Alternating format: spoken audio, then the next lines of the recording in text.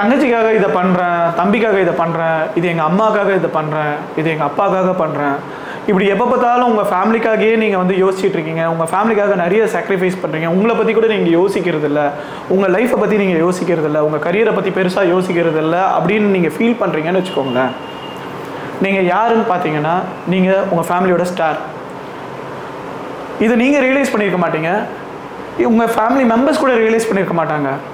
So இதை நீங்கள் realise பண்ணணும், இல்லை உங்கள் ஃபேமிலி மெம்பர்ஸே இதை ரியலைஸ் பண்ணணும்னு நினச்சிங்கன்னா, அது எப்படி நான் என் ஃபேமிலியோட ஸ்டாருன்னு சொல்கிறேன்னு நீங்கள் நினச்சிங்கன்னா இந்த மூவியை பாருங்கள், த ஃபேமிலி ஸ்டார்.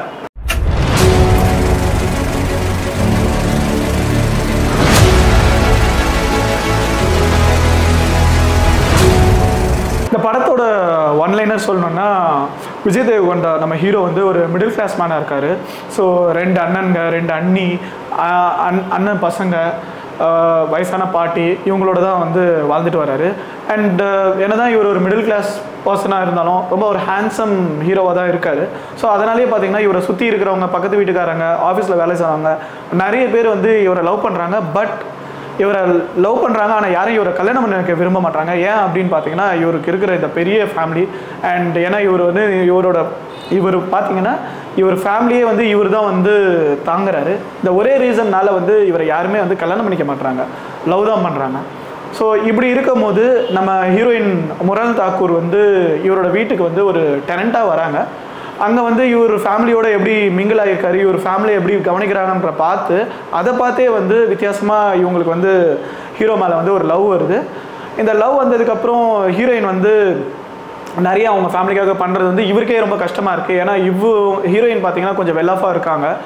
அவங்க டெனண்ட்டாக வந்தாலும் அவங்க நிறைய வந்து லேவிஷாக ஸ்பெண்ட்லாம் பண்ணுறாங்க. இவர் ஒரு மிடில் கிளாஸ் பர்சனாக இருக்கிறதுனால இதே மாதிரி வந்து அவரால் ஸ்பெண்ட் பண்ண முடியாதுன்றதுனால அவர் ரொம்ப கஷ்டப்படுறாரு.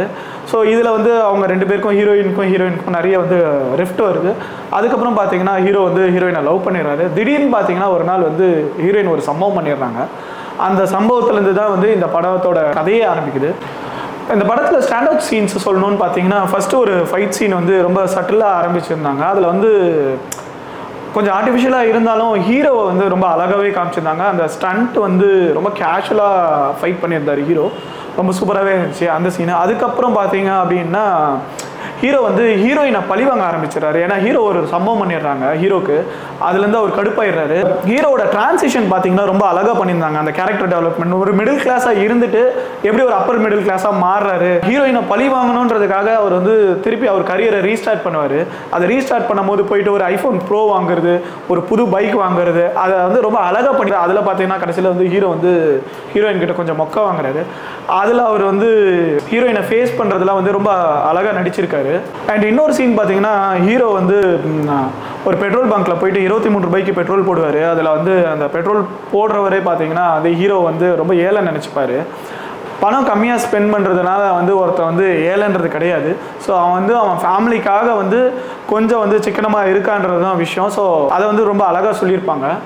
அதுக்கப்புறம் பார்த்தீங்கன்னா ஹீரோயின் பார்த்தீங்கன்னா பெருசாக நடிக்கிறதுக்கு ஸ்கோப் இல்லை, ஆனால் ரொம்ப அழகாகவே காமிச்சிருக்காங்க. ஆஸ் யூஷுவல் அந்த ஹீரோயின் வந்து எல்லா படத்துலையுமே அழகாக காமிக்கிறாங்க அவங்கள. அண்ட் ஒரு டான்ஸில் வந்து அழகாக டான்ஸ் பண்ணியிருக்காங்க. அண்ட் ஹீரோயினோட எக்ஸ்பிரஷன்ஸ்லாம் வந்து நல்லாவே இருக்குது, ரொம்ப ரியலிஸ்டிக்காகவே இருக்குது. ஸோ அவங்க ஃபீல் பண்ணுறது, ஸோ ஹீரோவுக்காக பார்த்து பண்ணுறதெல்லாம் வந்து நல்லா நடிச்சிருக்காங்க. ஸோ அவங்க வந்து மோர் தென் அவங்க வெறும் ஒரு பியூட்டி மட்டும் இல்லாமல் அவங்களோட ஆக்டிங்கும் வந்து நல்லாவே இருக்குது, ரசிக்கிற மாதிரி இருக்குது, நம்ம கனெக்ட் ஆகிற மாதிரியே இருக்குது. அண்ட் படத்தில் சாங்ஸ்ன்னு பார்த்தீங்கன்னா பெருசாக மனசில் பதிகிற மாதிரி இல்லை. அண்ட் ஏன்னா இது தமிழ் டப்பிங்கு, மேபி அதனாலேயா என்னன்னு தெரியல, சாங்ஸ் நல்லா இல்லை.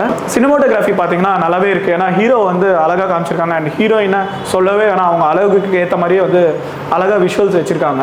சின்ன ஃபைட் சீன்ஸ்லாம் இருக்குது, சின்ன ஃபைட் சீன்ஸு, அதுவும் நல்லாவே விஷுவல்ஸ் இருக்குது. அண்ட் எடிட்டிங் பற்றி சொல்லணும்னா பெருசாக லேகே இல்லை, படம் ஃபாஸ்ட்டாக தான் மூவ் ஆகுது. ஸோ எடிட்டிங்கும் நல்லா தான் பண்ணியிருக்காங்க. லாஸ்ட்டாக கிளைமேக்ஸில் வர ஒரு சாங் மட்டும் கொஞ்சம் நல்லா இருந்துச்சு. அண்ட் அதுக்கப்புறம் இந்த படத்தை யார் பார்க்கணும் அப்படின்னா நம்ம எல்லாருமே பார்க்கலாம், ஃபேமிலியோடு போய் பார்க்கலாம். விஜய் தேவகொண்டா ஃபேனாக இருந்தால் கண்டிப்பாக நீங்கள் இந்த படத்தை பார்க்கலாம். அண்ட் விஜய் தேவகொண்டா ஃபேன் இல்லை அப்படின்னாலும் நம்ம தமிழ் ஆடியன்ஸாக இருந்தாலும் இந்த படத்தை பார்க்கலாம். ஏன்னா நம்ம ஒரு ஃபேமிலி ஸ்டாராக இருந்தோம் அப்படின்னா கண்டிப்பாக நம்ம இந்த படத்தை கனெக்ட் பண்ண முடியும். இல்லை நம்ம ஃபேமிலியில் யாராவது ஒருத்தவங்க ஃபேமிலி ஸ்டாராக இருக்காங்க அப்படின்னா இந்த படத்தை பார்த்து நம்ம கண்டிப்பாக என்ஜாய் பண்ணுவோம். அண்ட் அவங்கள வந்து ஒரு ஃபேமிலி ஸ்டாராக இதுக்கப்புறம் பார்ப்போம். அதனால் கண்டிப்பாக இந்த படத்தை நம்ம பார்க்கணும். இந்த படத்தில் இன்னொரு கீ மெசேஜ் என்னன்னு பார்த்தீங்கன்னா, நம்ம வந்து ஃபேமிலியில் வந்து நம்ம தான் எல்லாத்தையும் தாங்குறவங்களா கூட இருப்போம். சம்டைம்ஸ் வந்து ஒரு ஸ்டேஜில் நமக்கு ஒரு ஃப்ரஸ்ட்ரேஷன் வரும். யாராவது ஒருத்தருக்காக வந்து நம்ம பொறுப்பெடுத்துட்டு அப்பாக்காகையோ இல்லை வந்து அண்ணனுக்காகையோ இல்லை தங்கச்சிக்காகையோ நாம் ஒரு பொறுப்பெடுத்து நம்ம நிறைய பண்ணுவோம். ஆனால் ஒரு ஸ்டேஜில் வந்து அதை ஏதாச்சும் ஒரு ஸ்டேஜில் வந்து நம்ம சொல்லி காமிச்சிடுவோம், இல்லை ஹர்ட் பண்ணிவிடுவோம் அவங்கள. ஆனால் அது மாதிரி ஹர்ட் ஆகும்போது சம்டைம்ஸ் வந்து சில பேர் வந்து அவங்க லைஃபே மாறிடும். அவங்க வந்து அந்த வீட்டை விட்டு போயிடலாம், இல்லை அவங்க ஒரு குடிகாரர் ஆயிடலாம். ஸோ அதுக்கு காரணம் பார்த்தீங்கன்னா அன்றைக்கி அந்த ஃபேமிலியில் பேசின ஒரு வார்த்தையாக இருக்கும். அந்த ஒரு வார்த்தை வந்து அவங்கள ரொம்பவே ஹர்ட் பண்ணிடும் அப்படின்றது வந்து இந்த படத்தில் ரொம்ப அழகாக சொல்லியிருக்காங்க. ஸோ இந்த படத்தை பார்த்தோன்னா மேபி நம்ம ஃபேமிலியில் நிறைய ரெஸ்பான்சிபிலிட்டிஸ் இருந்தாலும் சம்டைம்ஸ் வந்து நம்ம அந்த மாதிரி வார்த்தை விட மாட்டோம். அப்படின்னு ஒரு ஃபேமிலியில் ரெஸ்பான்சிபிளாக இருக்க ஒரு பர்சன் 2 வார்த்தை பேசுறது வந்து தப்பில்லைன்ற மாதிரி இந்த படத்துலேயே கூட சொல்லியிருப்பாங்க. அது உண்மைதான். ஸோ அது மாதிரியும் நம்ம எடுத்துக்கலாம். இந்த படத்தில் வந்து 2 வேவும் பார்த்துக்கலாம். நம்ம சொல்கிற ஒரு வார்த்தையினால நம்ம ஃபேமிலி மெம்பர்ஸ் எவ்வளோ ஹர்ட் ஆகி அவங்க எப்படி பாதிக்கப்படுவாங்கன்றதையும் தெரிஞ்சுக்கலாம். இல்லை பாதிக்கப்பட்ட நாம அதை நம்ம எப்படி எடுத்துக்கணும். ஒரு ஃபேமிலியில் எல்லாத்தையுமே தாங்குற ஒரு பர்சன் 2 வார்த்தை பேசினா அதை நம்ம பெருசாக எடுத்துக்க கூடாதுன்றதும் ஒரு நல்ல மெசேஜ் வந்து இந்த படத்தில் இருக்குது. ஸோ அதனால் இந்த படத்தை பார்த்தோன்னா நம்ம ஃபேமிலியில் இருக்கிற இஷ்யூஸை வந்து நம்ம வந்து சார்ட் அவுட் பண்ணிப்போம். அண்ட் ஹஸ்பண்ட் அண்ட் ஒய்ஃப் கூட எப்படி இருக்கலாம். ஸோ ஹஸ்பண்ட் அண்ட் ஒய்ஃப்குள்ள ஒரு லவ், ஈகோ, ட்ரஸ்ட் இஷ்யூஸ் இதெல்லாம் கூட ஹஸ்பண்ட் அண்ட் ஒய்ஃப்குள்ளேயும் கூட வரும்.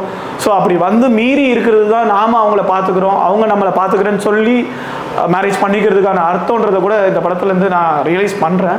ஸோ நீங்களும் இதை பார்த்து ரியலைஸ் பண்ணுவீங்கன்னு நினைக்கிறேன். ஸோ இந்த படம் வந்து ஒரு கமர்ஷியலாகவும் நல்லா இருக்குது. அண்ட் இதில் ஒரு நிறைய சோஷியல் மெசேஜ் இருக்குது. அண்ட் இந்த படம் வந்து கொஞ்சம் என்டர்டெயின்மெண்ட்டாகவும் எடுத்திருக்காங்க. அதனால் கண்டிப்பாக இந்த படத்தை மிஸ் பண்ணிடாதீங்க. இது இப்போ தேட்டரில் ஓடிட்டுருக்கு. சப்போஸ் இந்த வீடியோவை நீங்கள் லேட்டாக பார்க்குறீங்கன்னா கூட அட்லீஸ்ட் இது வந்து ஒரு ஓடிடி ஏதாச்சும் கண்டிப்பாக இந்த படத்தை மிஸ் பண்ணாமல் பார்த்துருங்க. இந்த படத்தை யார் பார்க்குறதுன்னா கண்டிப்பாக நம்ம எல்லாருமே பார்க்கணும். ஏன்னா நம்ம எல்லாருக்குமே ஃபேமிலி இருக்க எல்லாரும், இல்லை ஃபேமிலி வேணும்னு நினைக்கிற எல்லாருமே இந்த படத்தை கண்டிப்பாக பார்க்கணும். ஏன்னா ஃபேமிலினா என்னன்றது ரொம்ப அழகாக சொல்லியிருக்காங்க. பார்த்துப்போம் அப்படின்ற ஒரு வார்த்தையை வந்து ரொம்ப அழகாக எக்ஸ்பிளைன் பண்ணியிருக்காங்க. பார்த்துப்பேன்னா என்ன, எல்லாமே தான் ஓகேவா. ஒரு ஃபேமிலியில் வந்து சண்டை இருக்கும், லவ் இருக்கும், ஈகோ இருக்கும், ட்ரஸ்ட் இஷ்யூஸ் இருக்கும். இது எல்லாமே மீறி பார்த்துக்கிறது தான் வந்து பார்த்துப்பேன்றது அர்த்தன்றதை வந்து இந்த படத்தில் வந்து ரொம்ப அழகாக சொல்லியிருக்காங்க. அதுதான் நம்ம இந்த படத்தில் பார்க்க வேண்டியது இருக்குது. அதனால் கண்டிப்பாக நம்ம எல்லாருமே போய் இந்த படத்தை பார்க்கணும். ஸோ இது வந்து கமர்ஷியலாகவும் நல்லாவே இருக்குது. நல்ல ஒரு ஃபைட்டு, சாங்கு அண்ட் ஹீரோ சொல்லவே வேணாம். அவர் எவ்வளோ சாமிங்காக இருப்பார் நம்ம எல்லாருக்குமே தெரியும். ஸோ இந்த படம் கண்டிப்பாக எல்லாருமே பார்த்து என்ஜாய் பண்ணலாம். ஸோ அதனால் இந்த படத்தை நான் எல்லாரையும் பார்க்க சொல்லி ரெக்கமெண்ட் பண்ணுறதுக்காக தான் இந்த வீடியோவே நான் போடுறேன். ஸோ கண்டிப்பாக இந்த படத்தை பாருங்கள், பார்த்து என்ஜாய் பண்ணுங்கள்.